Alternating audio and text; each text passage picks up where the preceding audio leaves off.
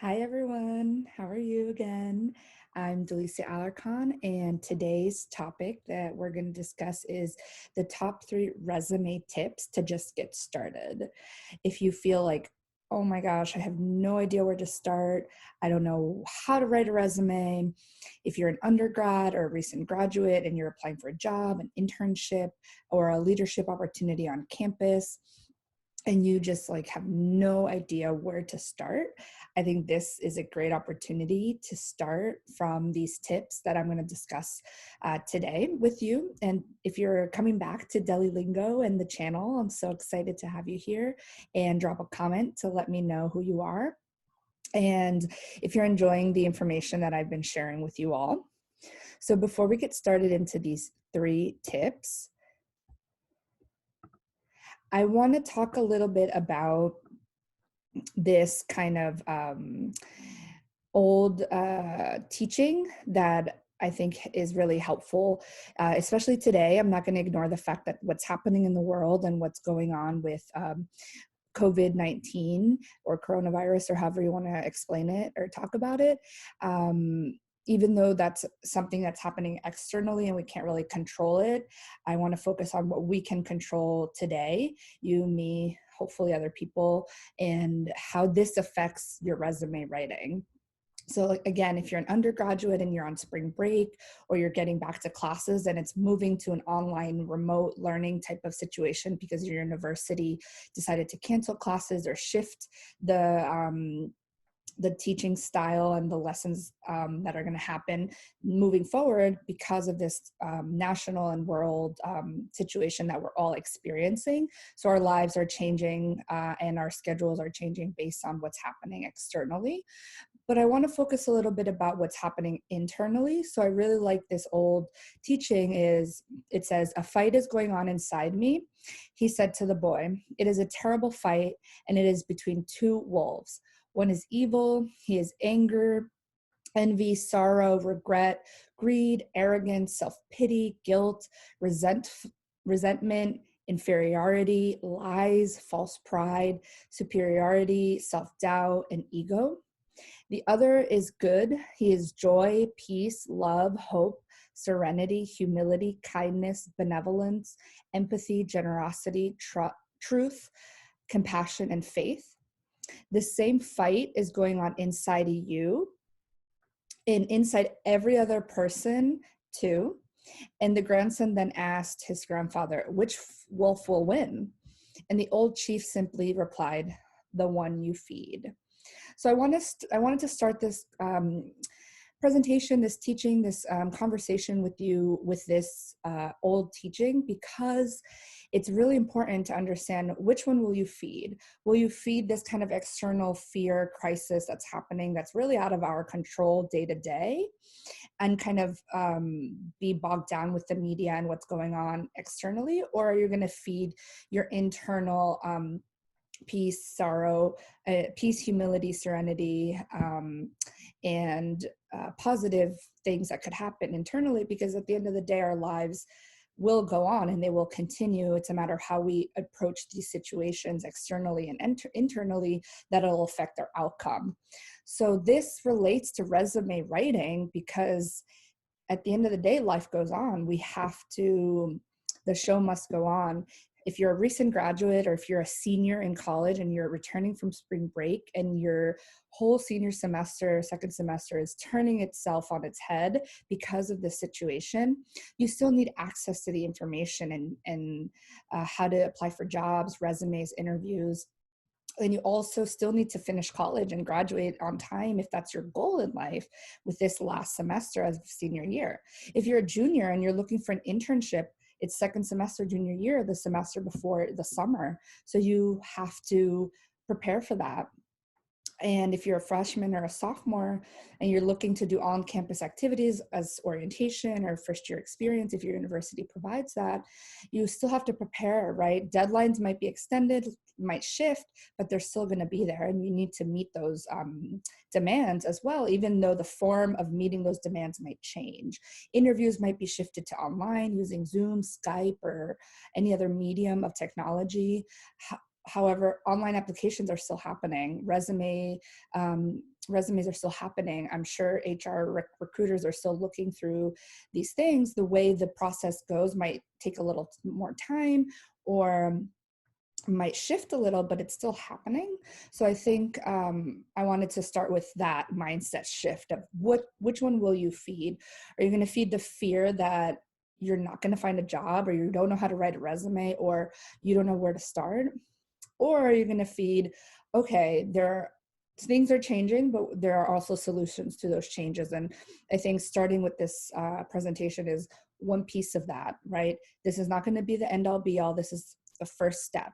How do you begin this process? And this is a presentation that I did with my students, and that I continue to teach any students that I connect with on how to build resumes and how to apply to jobs. So if you're with me and you're excited and you're fired up and you're ready to continue in this process, let's move along. So again, like I said, this is for undergraduates and recent graduates, and it's an introduction, and we're going to discuss 3 top tips for resume writing. So, okay, before we begin all of that fun stuff, why are we here? Why am I here? Why are you here? Drop them in the comments, or email me if you don't feel comfortable writing in the comments. Tell me why you are here, why you landed on this video. And also, let me guess, you're here because you need a new resume, you need a resume, and need to start applying to jobs because you are about to graduate. May is around the corner. So all of the things. Trust me, I know, I've been there, I was there, and I get it. I totally get it. Again, if you don't know who I am Delicia Alarcon. I taught high school Spanish in South Carolina at Cross High School.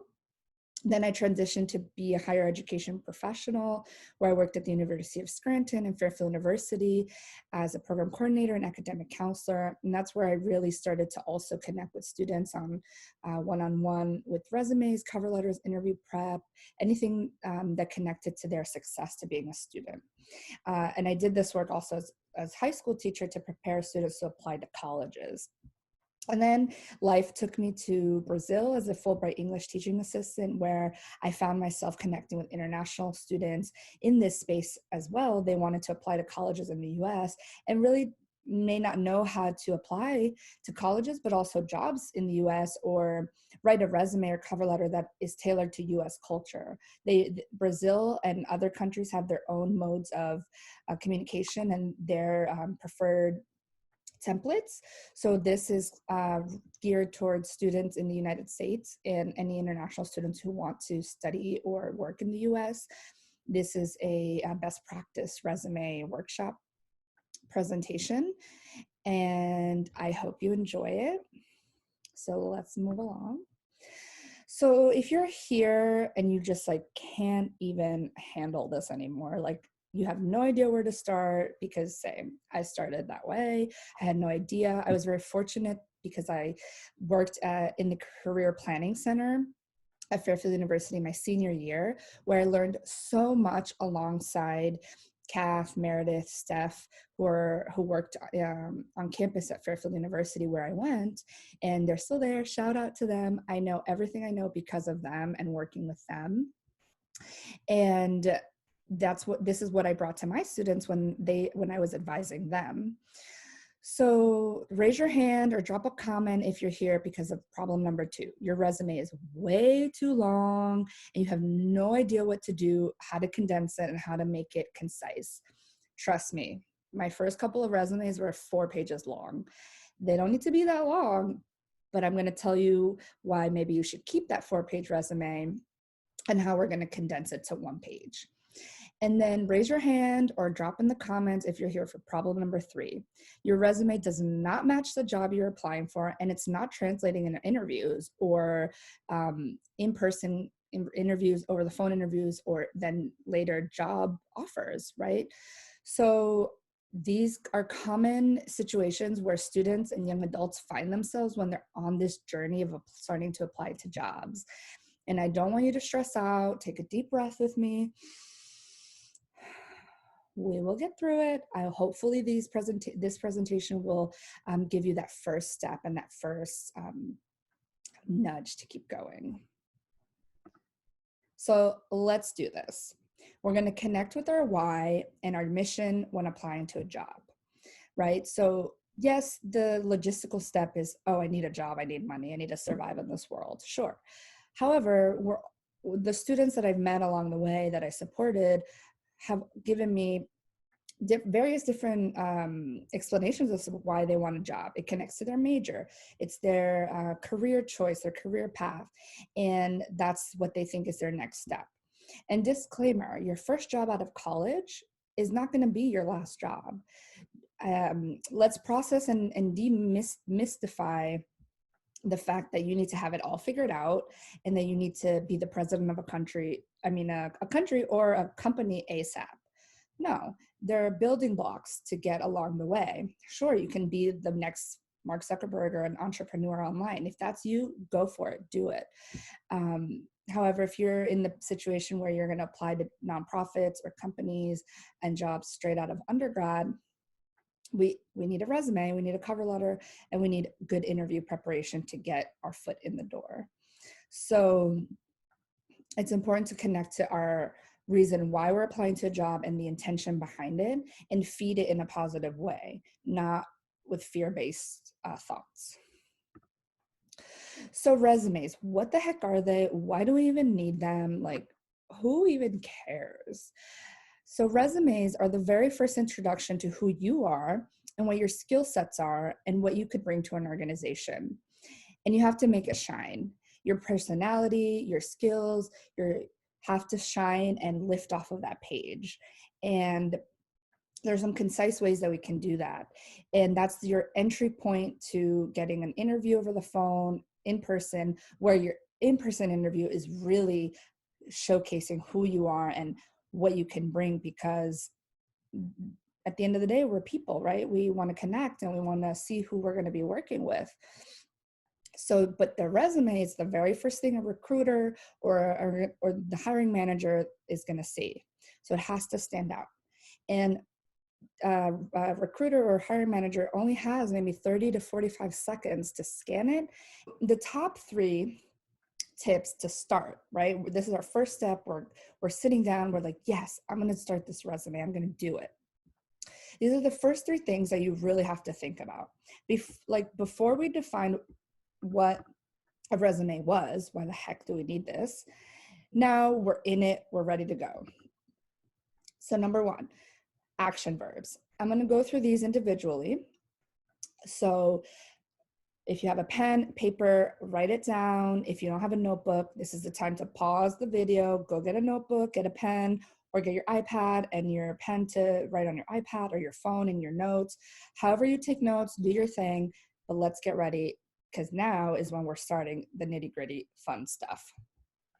So number 1, use action verbs. Number 2, your resume should be 1 page, and you have to use quantifiable and actionable results from your experience to display your expertise on the resume. So, resume writing strategy. We're gonna dive into these, and this is where you start, right? You're gonna start on a blank sheet of paper in Word, and you're just gonna type. You're gonna brain dump everything on there. Don't even think about that it has to be a page. Don't think about the job that you're dreaming about. Just brain dump all of your experiences, right? And I've created these categories that have helped me in my process in writing the resume, because there's just a lot. If you're involved student, and if you have double majors, double minors, everything, then you're going to have a lot of experiences, which is awesome.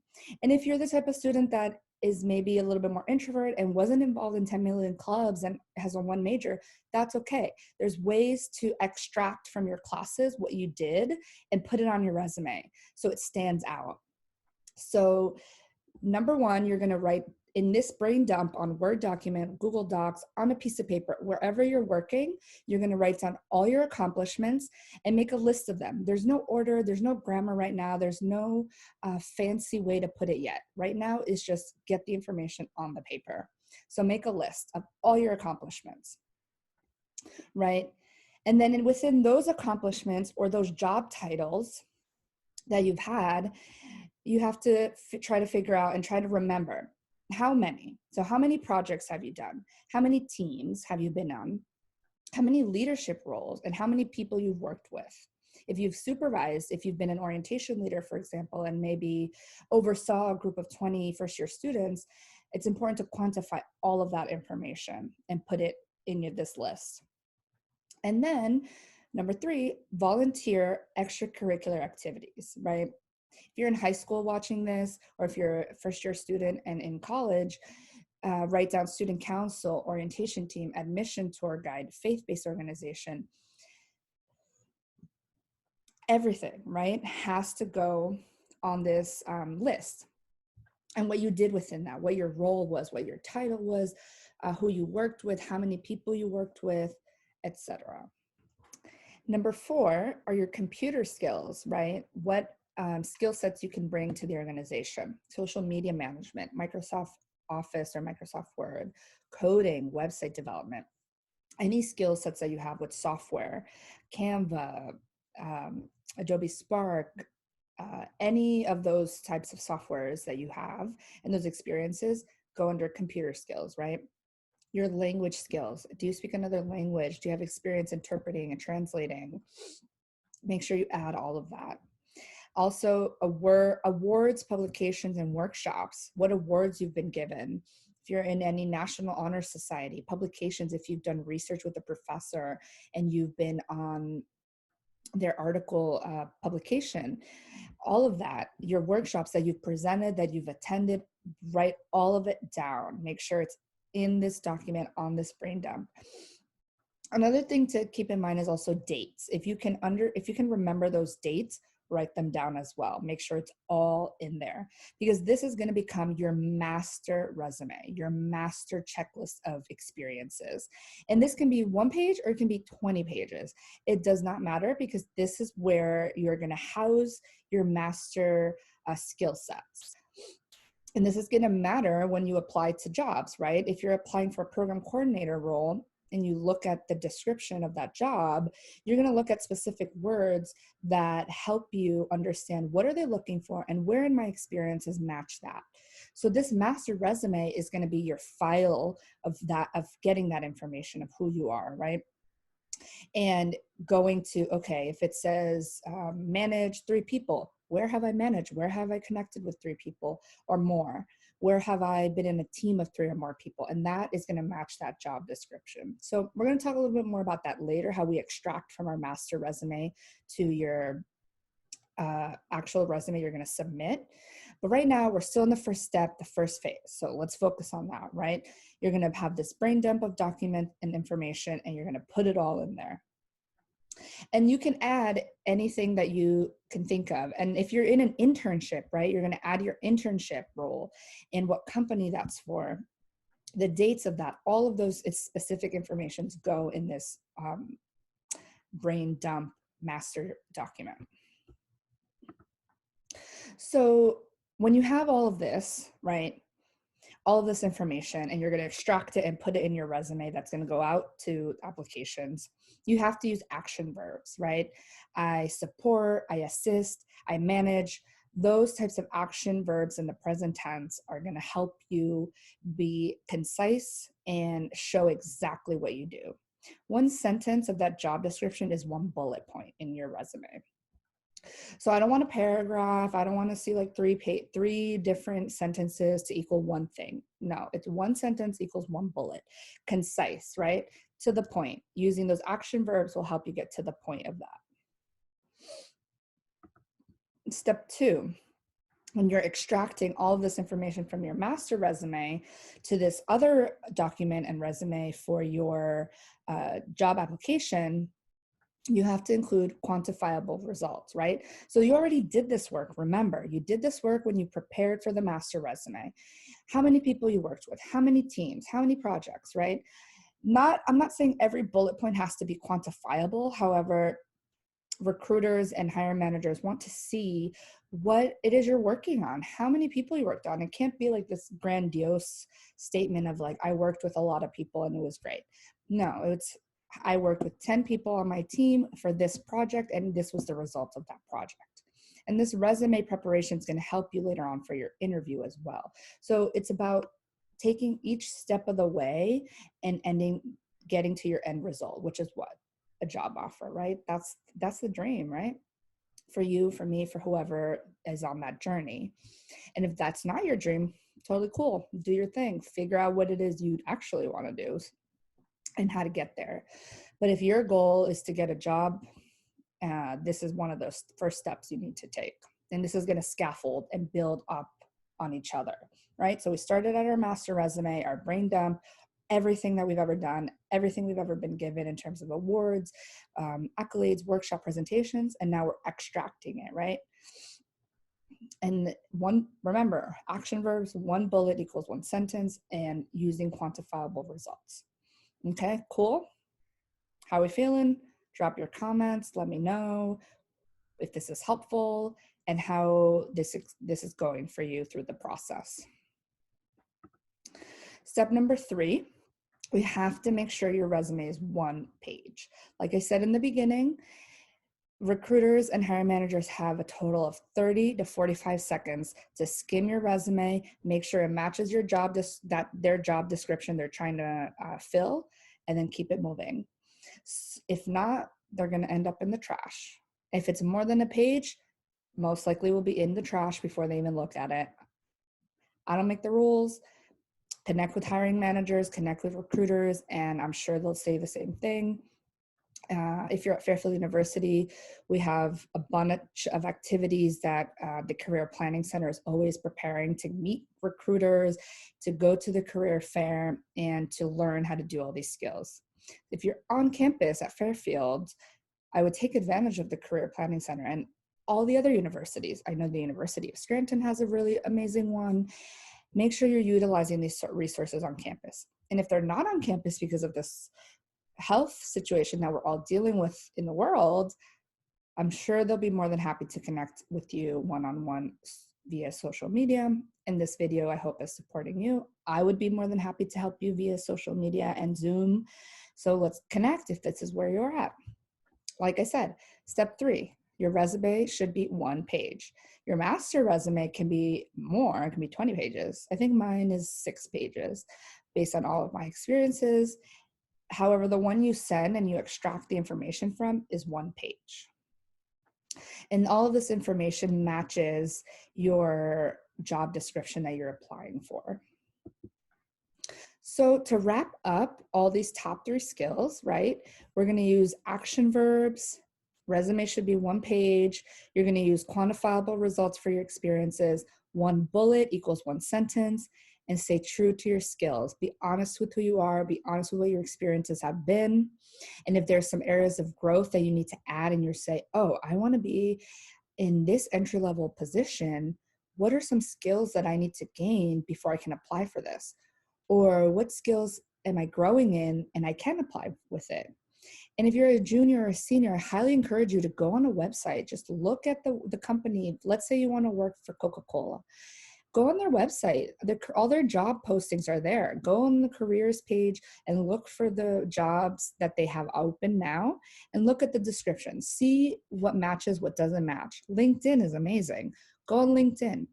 Look at the company or the jobs that you might be interested in and just look at what are the skills that you need. And if you have those skills, great. Figure out how you're going to talk about it on your resume. One page, one bullet. One sentence, one bullet. So here's an example that I used with my students. Again, I worked at Fairfield University. I've been trained at Fairfield when I worked in the Career Planning Center my senior year. So I used their model of resume writing. So there are many, many models online and templates, and different universities showcase different things. So please take this with a grain of salt. This is what I learned. This is what I teach my students. And this is a general framework for an undergraduate student who is still in college. and looking to apply for internships, leadership roles, or their first job out of college, right?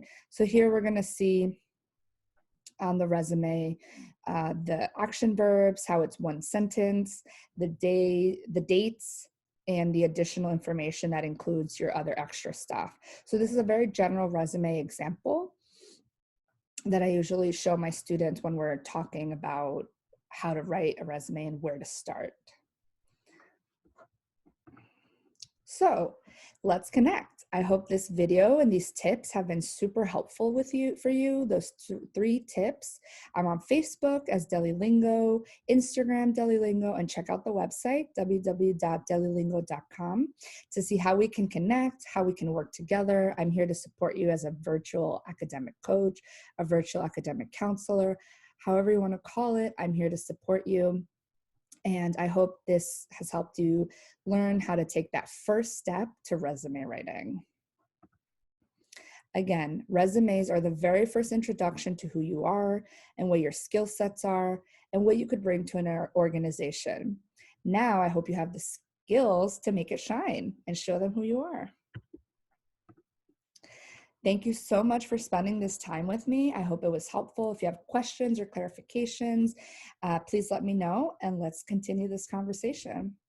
Again, thank you so much for taking the time to connect with me and learn with me. I hope you enjoyed this presentation with the top 3 tips of resume writing, where to take the first step, how to start, and where to go from, I have no idea what to do, or I can't even handle this anymore. So again, if you're a senior who's on spring break or coming back from spring break and your whole life is upside down because you have to apply to jobs, you're still in your 2nd semester senior year, campus is closed, now it's online learning and online teaching, I hope this resource helps you and provides you a little bit more ease and calm in this chaos that we're kind of dealing with externally.